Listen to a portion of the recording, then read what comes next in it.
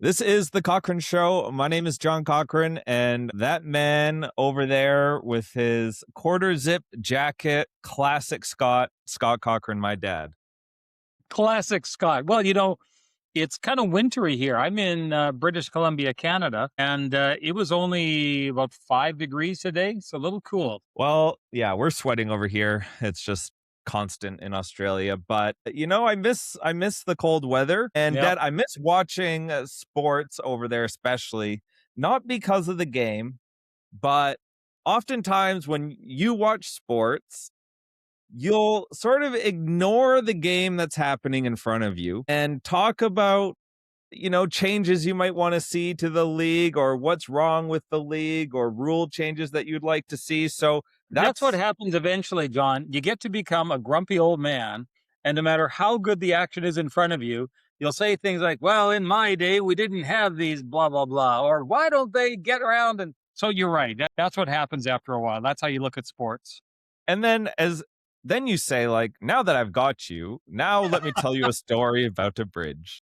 You got to put that thumbnail on later. Yeah. So, in this episode, really for the next number of episodes, we're going to talk about today, we're going to mainly focus on rule changes across sports that have happened and what the outcome of that was. And then we'll throw in some changes that we might like to see to make those sports better. So, we're going to be talking a little bit about baseball, hockey, basketball, football, I imagine are the sports we're going to stick with. I might throw some tennis in there as well. Do some tennis. I'd be down for that. Maybe golf as well. No. No? Golf That never doesn't change? changes. Golf They never change. changes. Live golf was a big change. Yeah, I suppose. But yeah. Yeah, you're right. Well, let me ask you this question as we start, Dad. What major sport is the most resistant to change? I would say in North America, baseball. It takes a long time for baseball is very much a purist sport. It's a traditional sport and they embrace their traditions. And that's not all bad, but it does mean that getting changes into Major League Baseball, it's like swimming in peanut butter. Like it takes a long time to get anything done. All right, so let's start with baseball. Sure. What is a change or a rule change that has happened that you thought, that's made the game better? The first one that comes to mind will sound minor because most sports have done things like this a long time ago. But just a couple years ago, they introduced a clock for pitching. I don't know how much baseball you've watched, but it used to be agonizing watching the pitcher on the mound. And he would stand there for, like we like to say in my faith tradition, he would stand there until Jesus comes back. He'd Mhm. look around at first, look the guy off first, look over at second. It took forever. So then they introduced the the clock on the pitcher. And as a result of that, which was only a couple of years ago, games have reduced in time by 25 minutes. And that's just Okay. getting all that crap out of the game. Baseball used to take so long. I don't know for sure, John. This is just speculation. I think a lot of pressure would have come from television because the game is so slow and it's eating up a lot of time that could be going on to other programming. So there's one in baseball that I think they did a good job on that one. Okay.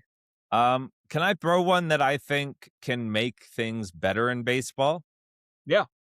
All right, I've got a rule change, and we'll do the walking thing a little bit later on. But tennis for the last number of years in the Australian Open has had no line judges because computer can just do that. Whether the ball is in or out, it's instant. There's no arguing, and the call is accurate like 100% of the time because Yep. it's done by True. cameras. Yeah, Why we have we watch it not on done that? TV when the ball hits a line, like, you see the animated graphic right Yeah. away. Was that in or out? So why haven't we done that with the strike zone? Why is it not an automatic every single pitch, without a matter of fact that it is a strike or a ball? Well, here, I'll answer first of all as if I was a traditionalist, okay? Because you're taking the human element out of the game. And, the strike zone, for one thing, is determined by the height, the size of the batter. Well, every batter's a different size. Therefore, the strike zone changes every time. How's technology going to keep up with that? Plus, I think baseball purists, they like the idea that there's an actual person there who's making those calls.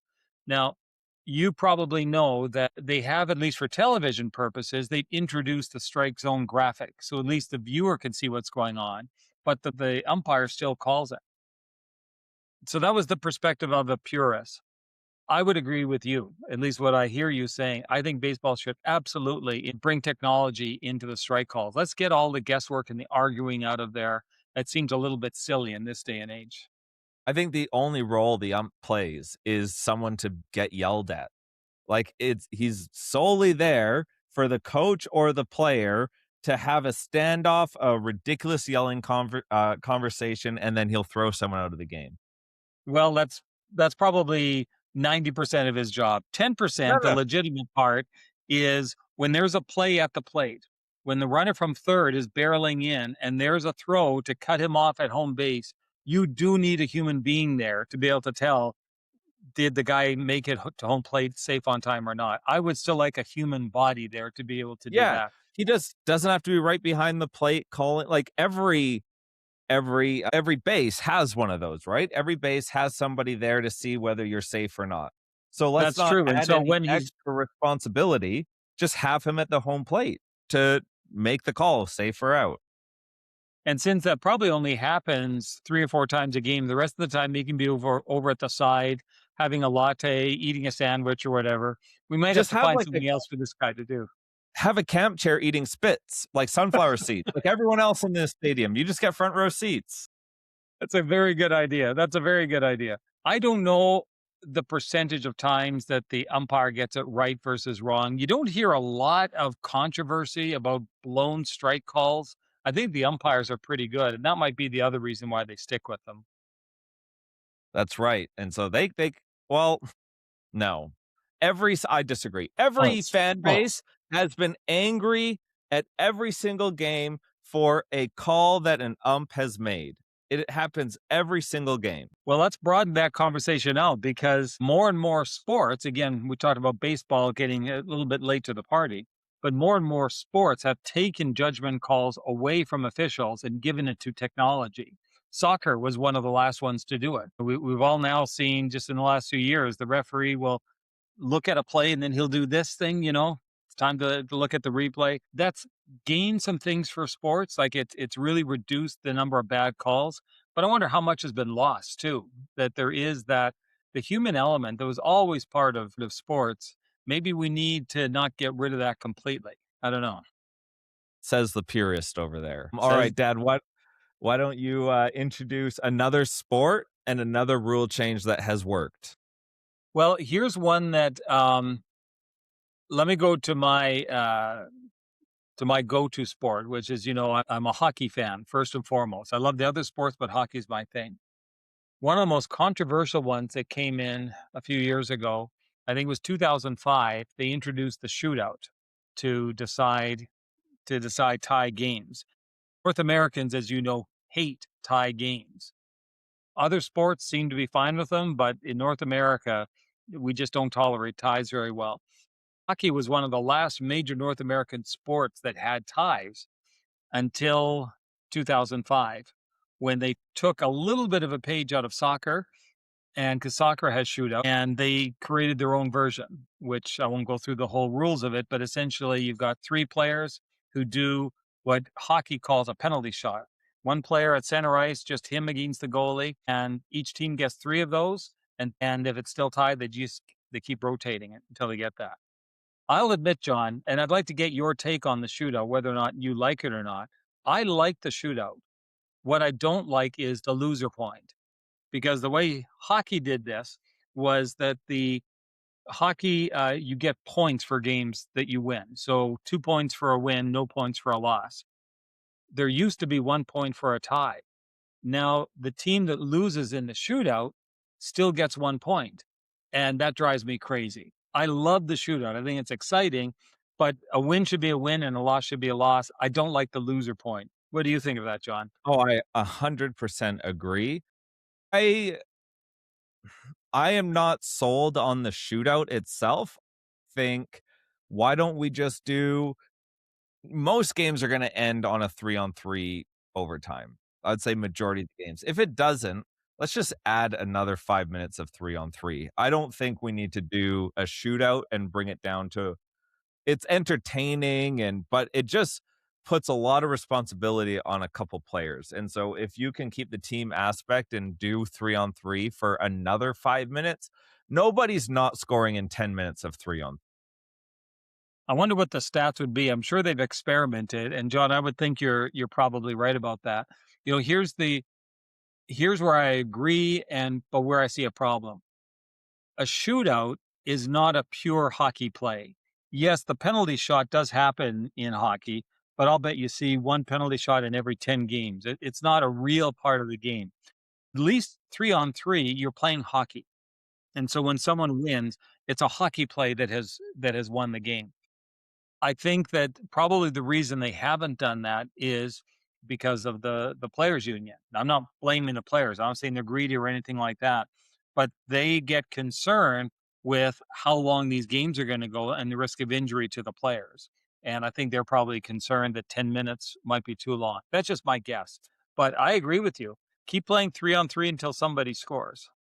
They're fine playing an extra full game in playoffs. Like, we're talking not much extra ice time here. Well, that you've raised a really good point there because I think this is part of the hockey culture and this is also embraced by the players. Nobody wants a playoff game determined by anything other than what we would call real hockey. So in the playoffs, they don't do shootouts, they don't do 3-on-3, they just keep playing until someone scores.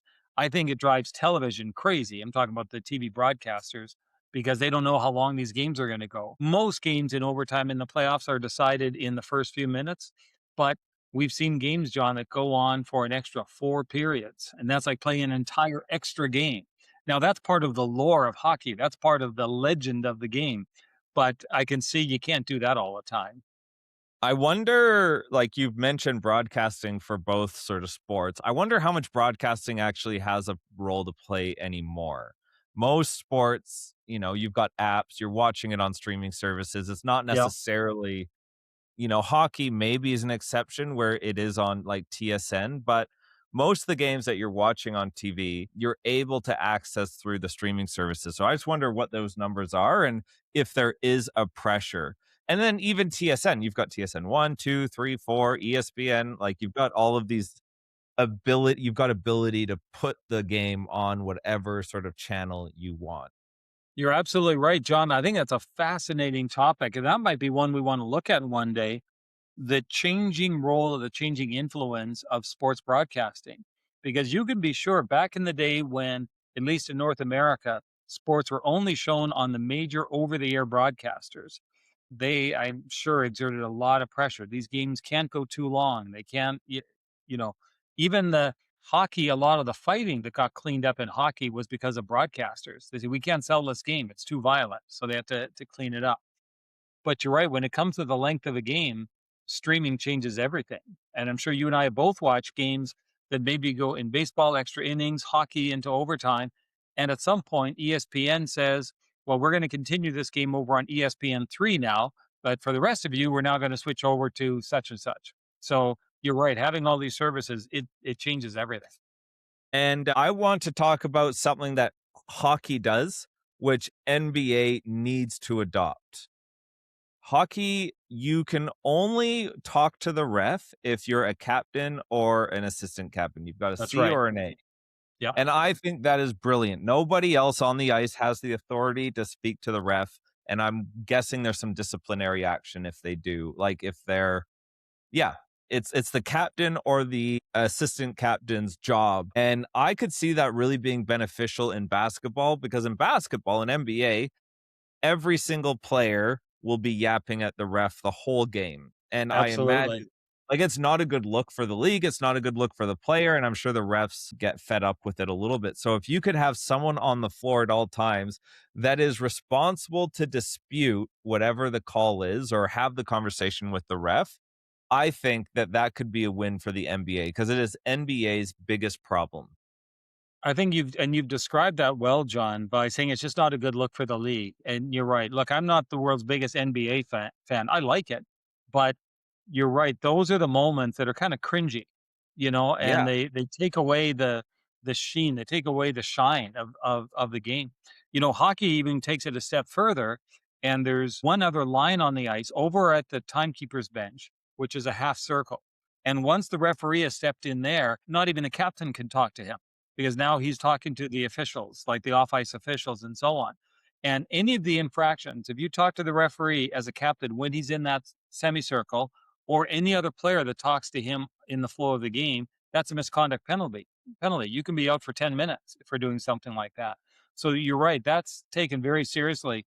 There's been some hilarious stories in the NHL around this too, because let's face it, John, some of the back and forth with the officials, this is true in baseball, basketball, hockey, all of them. Some of it's for show. And I remember one story a few years ago where there'd been a call on the ice. The bench of the team that was called, they were all upset. So the captain came over to talk to the referee. And apparently what he says was, I don't know why I'm here. The coach said I'm supposed to come over and talk to you for a few minutes. So they just went back and forth and the captain went back again. So I'm sure that kind of stuff happens all the time. Yeah. And I think NBA probably has the most things that they need to fix. They're probably that in the NFL, the most profitable leagues in terms of they're making those money off TV Yeah. deals and ticket sales and stuff, but they also are probably at the biggest risk of losing fan population in the Yeah. world. And I so get that. there's a few Speaking things. of Yep, you go. I was just going to ask you, speaking of NBA, like I said, I love the NBA. I don't follow it as closely as you do. And so I don't know all of the rules. But there's one term that I've heard. I'd love you to explain it to me and maybe to others. What's the Hack-a-Shaq rule? Okay.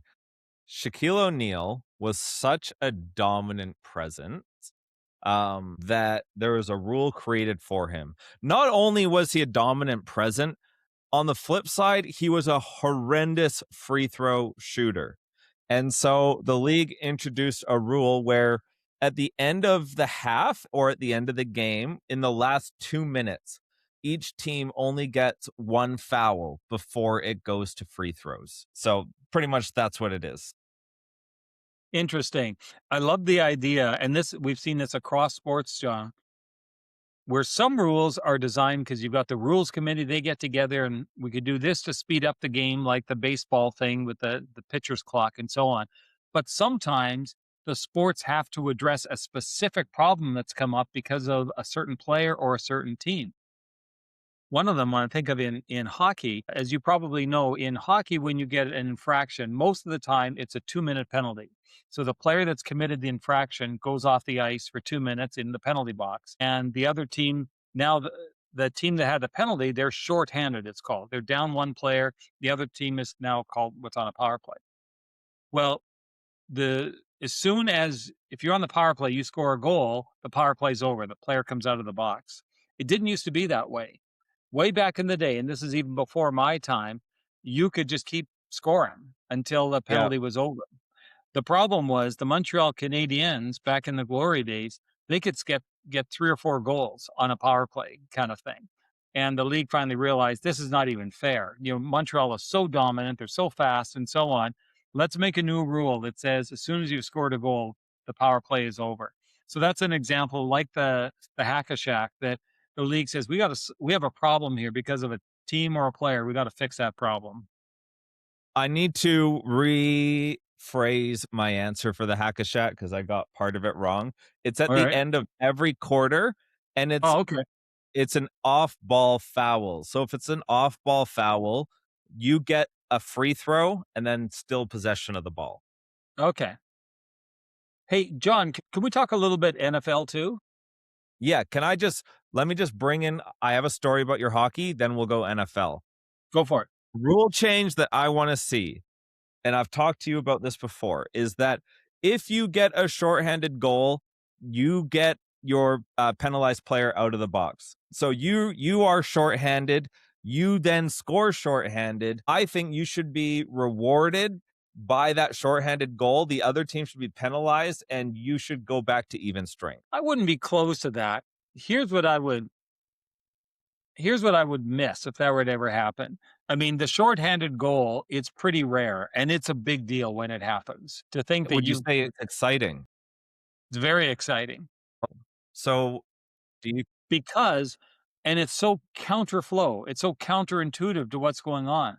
You not only have 20% fewer players on the ice than the other team, because you've only got 4 skaters now out there, but typically you're going to put, if you have 2 forwards and 2 defensemen, the forwards you put out there tend to be defensive minded forwards because the whole focus is on defense.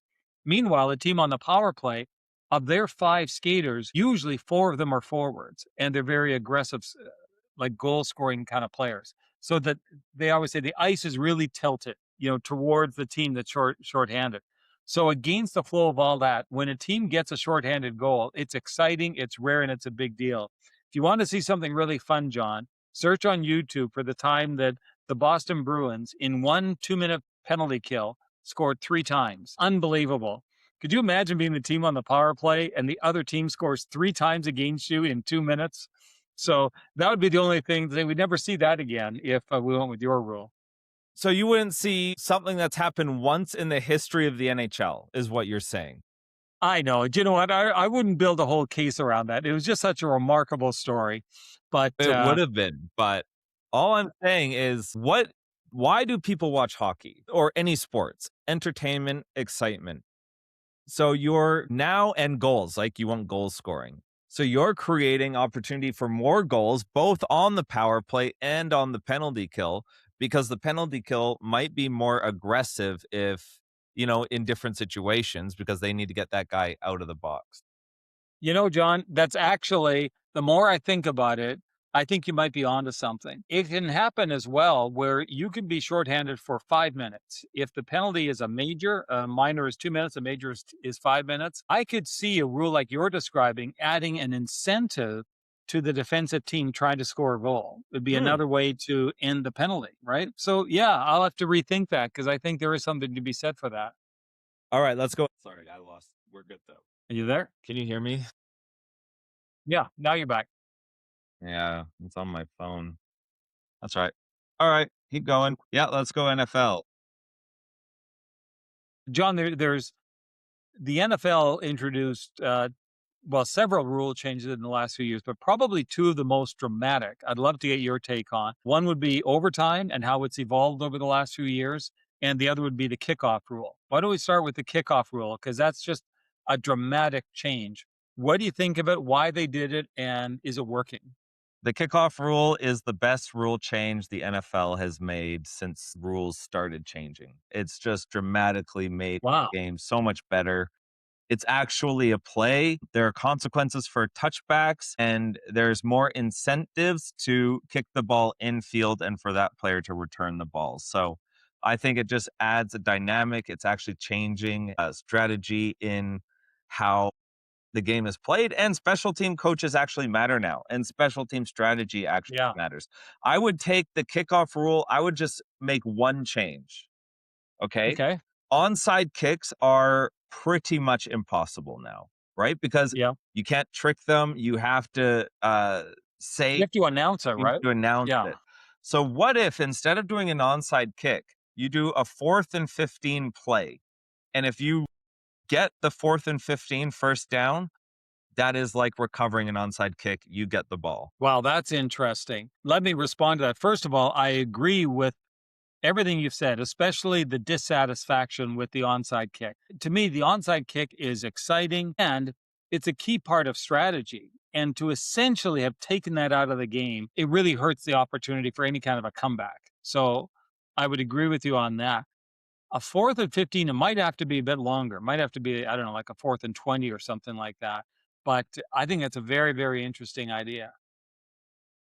And just back to the kickoff rule itself, one of the things that I love about the change is that there were 2 plays in the NFL that became whatever plays. That it just didn't matter if they happened or not.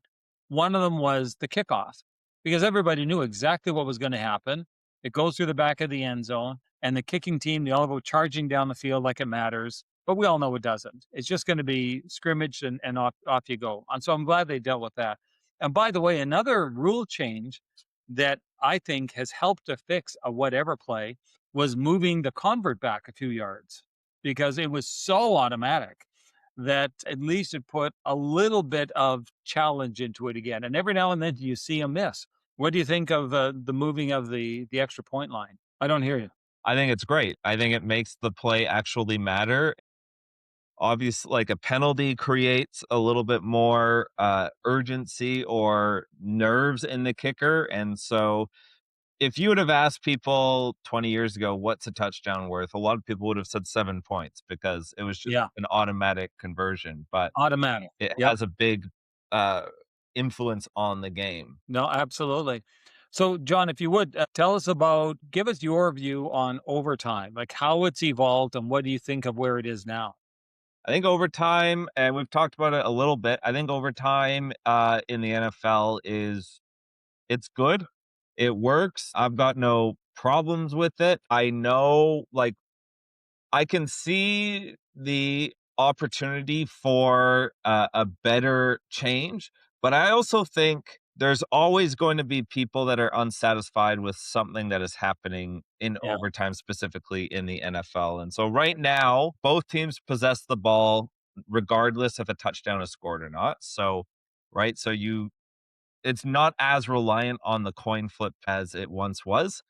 But then Yeah. after that, it becomes sudden death, right? So if team A gets a touchdown, team B gets a touchdown. If team A scores a field goal after that, I believe then the game's over. So I Yep. is that right? Yeah. Yeah. You're right. And I would at least assess the overtime now is way better than it used to be. As you know, I was never a fan of sudden death. And you're right, we have talked about that before. But at least what the NFL has always gotten right, and this is true of all the other major sports in North America, except hockey, is that in overtime, a win is a win and a loss is a loss. I just wish the NHL would learn from that. I have a basketball NBA overtime idea. Can I shoot that one Okay. to you? Take a shot. All right. Free throw. Currently, you play an extra 5 minutes in overtime, right? Whoever scores the most points in those 5 minutes wins. I think we should get rid of the amount of time and have a target score. So, like the first to 11 will win that game in overtime. So, instead of playing 5 minutes, you could score 11 points in 2 minutes. Game's done. You still got to win. You could just go on a run. You got to Yeah. win by two, right? So, or maybe you don't need to win by two, just straight to 11 or over, then the game's over. How long do you think it would typically take for a team to get 11 points in normal play? Well, you could get 9 points in 3 possessions really quick if you hit 3 straight threes. So Yep. it could take 5 minutes still, but it also, if there's no chance of going to double overtime or triple overtime, like the game is guaranteed. Or yeah, absolutely. It's guaranteed. You will get a winner and you're the number of points you need, that's like a detail. The league and the Players Association would just sort that out. John, I think that's a fantastic idea.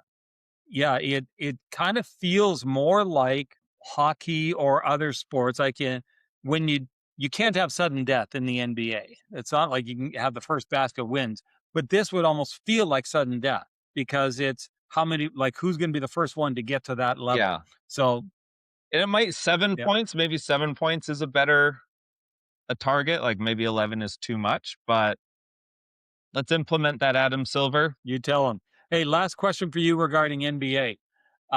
We talked a little bit offline one time about the 3-point rule and how we both liked that when that came in. Were you serious when you said they might even do a 4-point line Well, one day? I don't know if it would actually happen, but I could see it. There's two things with the 3-point line that could happen. They could get rid of the corner three and make the arc just go to the sideline. That Yep. would take away, like, the corner three is a shorter distance. It's almost like a hack when it comes to NBA.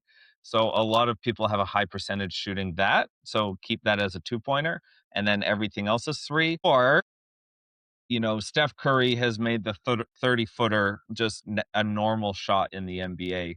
And so let's Yeah. add a 4-point line for those types of shots because it's not a common shot. Players are practicing it though, and it adds excitement and it changes the spacing of the floor a little bit. Could the 4-point line simply be the midcourt line? The That's an center court line? option. Yeah, do a half court shot as 4 points. That would make last minute heaves or last second heaves a little bit more exciting. If you're down Yep. by 4, you can still tie the game. You can still try for that. And yeah, and even without that, it does seem that if you get a basket from beyond half court, maybe that should be worth more than just a simple layup when you're right into the basket. I don't Yeah. know, but it's something to think about. Well, I have one more thought on the NBA. Do you have any Okay, others in your repertoire, or should we save those for our next episode? we'll save them. We'll park them for next time. All right. The one other option that I'm thinking for the NBA currently, if a team is down by 3 points with 4 seconds to go, okay, what will the other team, and so the team's called a timeout that's down by 3. They're creating an out of bounds play to set up Yep, either a 2 or a 3. No, sorry, they have to set up a yep. 3. They have to set up a 3. They're going to set up a three. Yeah. Yeah, What the opposing team will often do is foul the player right away, so he can't win the game, right? You only take 2 free throws. that's right. He has to. The most he can get is 2 points. Yeah. Game over. Let's make that 2 free throws and the ball. Okay, say that again. Okay, you're down by 3. The other team Yep. fouls you intentionally to make sure you cannot make a game-tying shot, which takes away so much excitement of making those shots, right? So let's penalize the team that is intentionally fouling you. And so you get fouled, you make your 2 free throws, but then you also have the ball for the final possession. So then That makes a lot of sense. Yes. Yeah, you should not be able to win the game by fouling the other team. that's what I'm saying. Yeah. Yeah. So I think we've got a lot of rule changes that could happen, a lot of rule changes that has happened, and I think we're onto something. We should be commissioners of these leagues. At least for a day. We'll implement all of these in a future episode, John. I want to talk about intentional walks in baseball. Yes. I hate them, and I think I can fix that one too. So we'll have at her next time. All right. Well, we will see you next time.